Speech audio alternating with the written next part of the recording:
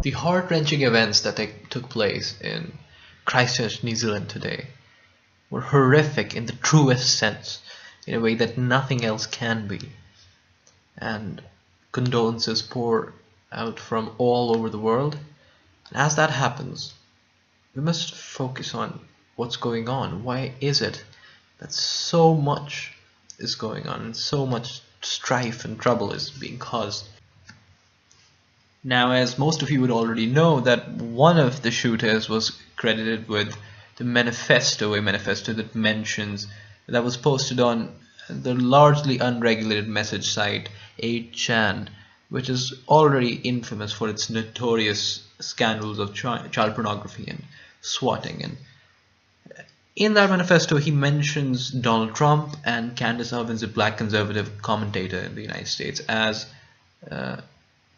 people who influenced them. While it is important to note that Candace Owens' mentioning was one intended to be a joke, he calls Donald Trump a symbol of renewed white identity and common purpose.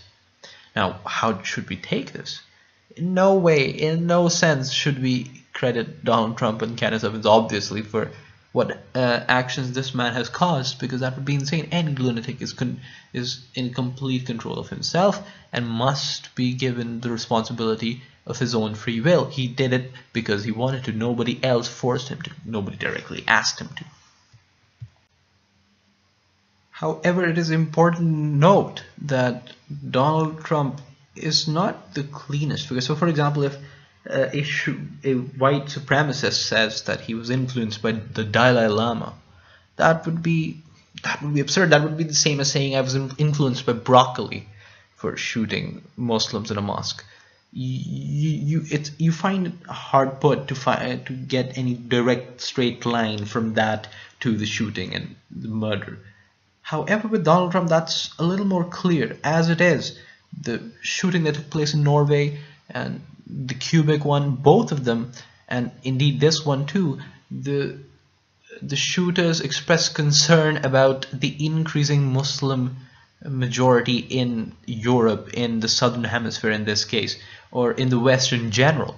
That they're scared that because fertility rates among the Muslims are higher, there's going to be a point where they're going to be in higher numbers to the rest, and all of the fear-mongering that we heard during the 2016 elections and afterwards, coming primarily from the right wing, comes into focus. Consequently, when asked by a reporter as to, do you think, Mr. Donald Trump, that white supremacy across the world and in the United States is a growing concern for terror, he says, no, it's just a small number of people.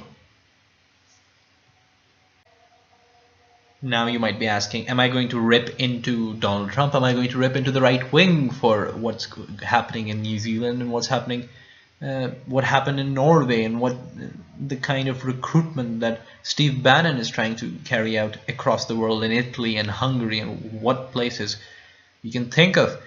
But no. In fact, I'm arguing for the exact opposite. Donald Trump is absolutely right. The white supremacists are a small number of people, that are gathered and aided, of course, by the networking that is provided by, again, sites like 8chan and the internet, the YouTube and Facebook and Twitter. All of these sites are helping them out. But to pretend and begin acting as if this is a problem larger than it is going to create more problems for us in the future, because of the fact that we've been doing the exact same thing when terrorism on the left has occurred.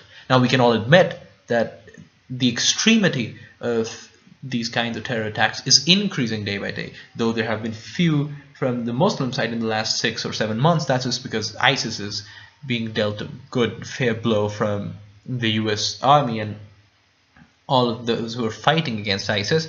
But that still does not mean that the extremism is going away. In fact, it is important to note that it's still here, and it is being fueled by these things. The white supremacists fuel the left, and the white supremacists fuel Islamic terrorism, and then the Islamic terrorists go, well, they hate us, don't they? They're killing us. Now, imagine someone of the mindset of Osama bin Laden someone, some of his descendants within the Taliban, within the Al-Qaeda, within ISIS, what would they think? I mean, even if they don't really think, but the people they have to recruit it becomes such an easier task. All they have to do is show them that footage of how much hatred there is among the white people. Now, this would be blown out of proportion, of course, because we already know that this is not true, that most people like Muslims in the West. Most people are not hostile towards them.